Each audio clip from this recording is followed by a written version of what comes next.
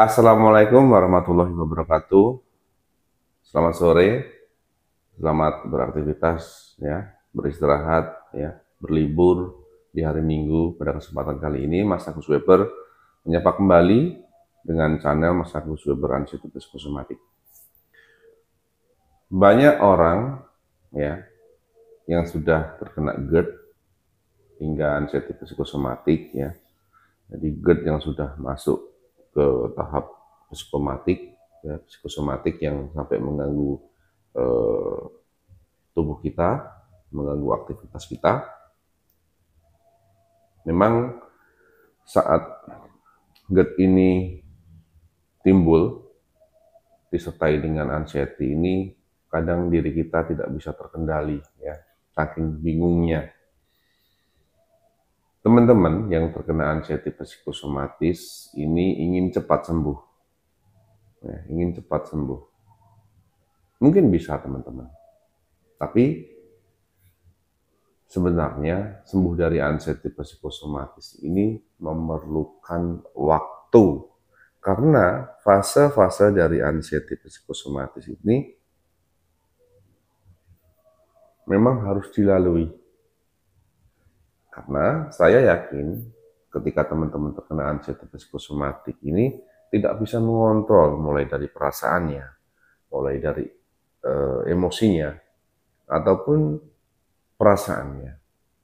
Banyak yang sudah terkena anxiety psikosomatis itu rata-rata mentalnya down, bergelut tiap hari dengan rasa resah, ya, rasa cemas, rasa panik, rasa takut, yang menghantui mulai dari pagi sampai pagi lagi, mungkin hampir 24 jam teman-teman, ya.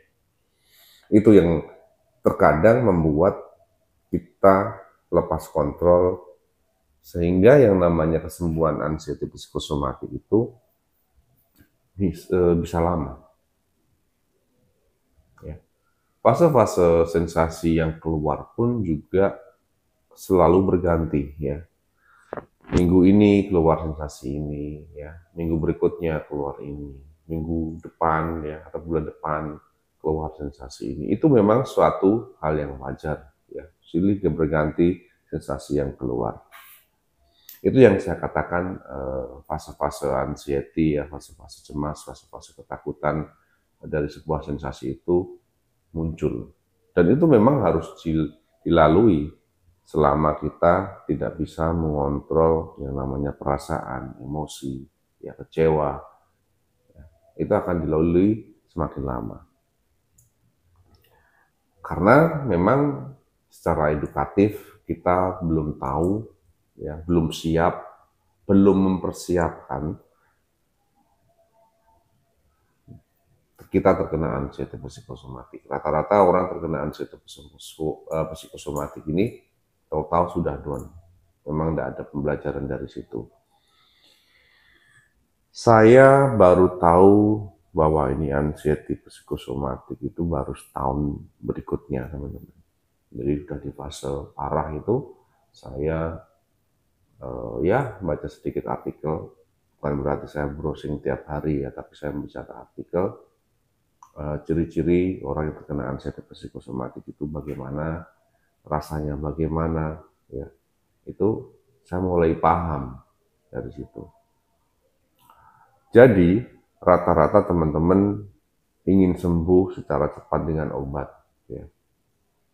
Gak ada obat yang bisa menyembuhkan anxiety psikosomatik, ya, maksudnya secara medis, secara kimia, ya. Tidak ada obatnya. Kalau ada pun itu hanya sebatas obat yang bisa membuat kita lebih rileks, membuat kita lebih tenang, mengurangi was-was. Hanya sebatas itu. Tapi kalau untuk menyembuhkan, yang bisa menyembuhkan anxiety psikosomatik itu sampai saat ini belum ada. Namun, untuk bisa sembuh dari anxiety psikosomatis itu sebenarnya yang perlu dilakukan itu adalah mawas diri, paham terhadap diri sendiri. Karena anxiety psikosomatis itu muncul karena rasa was-was kita. rasa ilusi kita yang sudah membayangkan masa depan, masa yang belum dilalui, ya. Apapun. Jadi was-was itu apapun yang ada di pikiran teman-teman itu selalu dibayangkan terlebih dahulu. Nah, seperti yang pernah saya rasakan, memang sebuah kejadian yang belum pernah terjadi sudah masuk pada memori otak kita karena kita terlalu safety, ya. Itu yang terkadang memang malah membuat kita merasa cemas akan yang namanya ketakutan, ya. Kecemasan yang menimbulkan ketakutan pada diri sendiri yang berefek pada ketidakseimbangan perasaan kita, mood kita dengan fisik kita. Makanya orang yang terkena anxiety psikosomatik ketika kena panik, kena cemas, kena takut, dia melawan dengan kondisi yang sebenarnya berontak, tidak terima kenapa kok saya bisa sakit seperti ini, itu akan malah menyebabkan kita menjadi lemah, menjadi lemas, tidak bertenaga, hilang keseimbangan pada pikiran, pada perasaan, pada emosi.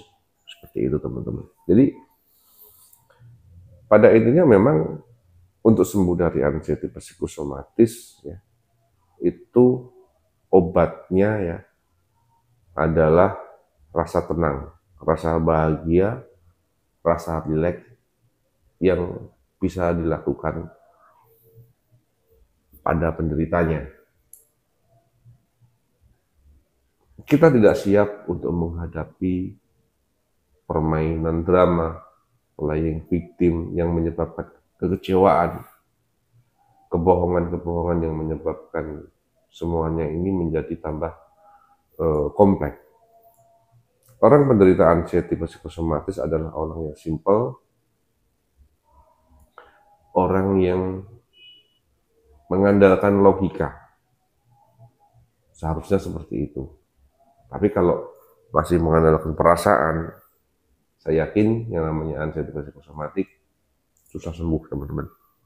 Bahkan orang yang paling sulit untuk bisa mengerti tentang perasaan anxiety ini seperti apa, itu akan menjadi lama sembuhnya. Saya dulu juga demikian, merasakan bahwasannya lambung saya saja sudah sembuh. Kalau misalkan lambung itu yang namanya GERD, teman-teman, ya, itu kalau kita cari obatnya ada gitu, ya.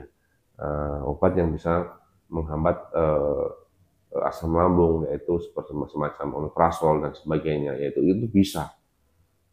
Karena ada zat yang bisa membatasi asam lambung itu keluar. Itu bisa, tidak apa-apa. Tapi banyak orang menderita anxiety psikosomatis itu mengkaitkan sensasi psikosomatiknya itu karena lambungnya. Ya memang iya. Jadi sebagian kalau lambungnya belum sembuh juga menyebabkan psikosomatik kalau kita sudah masuk pada tahap anxiety.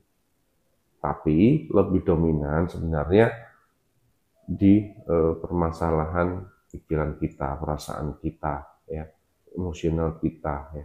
Sebenarnya di situ, teman-teman. Hal yang saya ingat, saya mengurangi yang namanya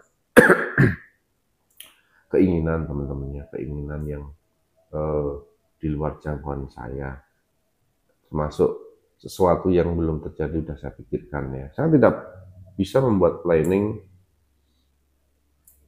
jauh lebih ke depan, ya, karena dulu saya ada trauma memang membuat satu plan, membuat satu jadwal, tapi ternyata juga di luar plan realisasi, ya, seperti itu. Makanya saya lebih senang apa yang saya lakukan pada hari ini, memiliki hasil yang bagus daripada memikirkan lebih jauh yang hasilnya kita belum tahu. Lebih dengan logika, lebih dengan sesuatu yang real untuk bisa menghadapi kehidupan ini. Karena kesembuhan anxiety psikosomatis itu tergantung pada penderitanya, apakah mau berpikir real dengan logika atau masih mengandalkan perasaan, emosi ya dari yang dilakukannya. Makanya saya buat teman-teman, anxiety itu obatnya hanya menetralkan pikiran, mengontrol emosi, menjaga perasaan untuk diri kita selalu bahagia, ya, melakukan apapun itu juga dengan hal yang bisa membahagiakan, yang disenangi. Jangan sampai gundel atau semacamnya gitu ya. Jadi anxiety bisa sembuh tanpa obat ya. Tapi hal yang bisa dilakukan sebagai obat, pengganti obatnya adalah dengan bersenang-senang, bergembira ya. Jadi teman-teman bisa melakukan itu. Coba mulai sekarang hidup lebih bahagia, lebih menyenangkan, sehingga kita bisa merasakan kalau hidup senang teman-temannya, kita itu tidak akan merasa was-was nanti. Kita tidak akan merasa ya ibaratnya apa ya, semacam pendorong. Kalau kita itu mempunyai kegembiraan dan semangat itu sebagai pendorong untuk kita lebih kuat dengan apa yang dialaminya. Seperti itu. Oke, itu saja teman-teman yang saya sampaikan kepada teman-teman semuanya. Yang jelas untuk sembuh dari anxiety psikosomatis itu memerlukan waktu. Tidak ada obat yang instan yang bisa menyembuhkan anxiety. Adanya adalah usaha, berusaha, dan berusaha. Berapapun waktu yang diperlukan, tetap usaha. Kesembuhan nanti akan tampak di belakang hari ketika kita sudah berusaha mengontrol pikiran, membahagiakan diri sendiri, ya. Seperti itu teman-teman. Terima kasih. Ini saja video dari saya. Semoga bisa bermanfaat buat teman-teman semuanya. Kenapa kok saya tidak membahas tentang anxiety yang sembuh lebih cepat, ya? Anxiety yang dengan obat atau dengan apa namanya, instan, herbal instan nanti akan sembuh lebih cepat. Enggak, saya lebih cenderung dengan proses menyembuhkan anxiety, karena memang menyembuhkan perasaan, menyembuhkan kecewa, menyembuhkan emosi, ya, ketidakterimaan kita, ya, itu tidak bisa secara instan. Jadi menyembuhkannya secara pelan-pelan tapi pasti. Kalau itu bisa kita lalui, insya Allah kita akan lebih kuat dari sebelumnya dan kita lebih sehat dari sebelumnya. Jangan lupa share video saya, nyalakan lonceng notifikasinya, subscribe-nya jangan lupa untuk mengembangkan channel saya, ya teman-teman. Semoga video saya yang bermanfaat, yang saya buat ini lebih bermanfaat buat teman-teman semuanya dan bisa memberikan support untuk teman-teman bisa sembuh. Terima kasih. Wassalamualaikum warahmatullahi wabarakatuh. Bye-bye teman-teman.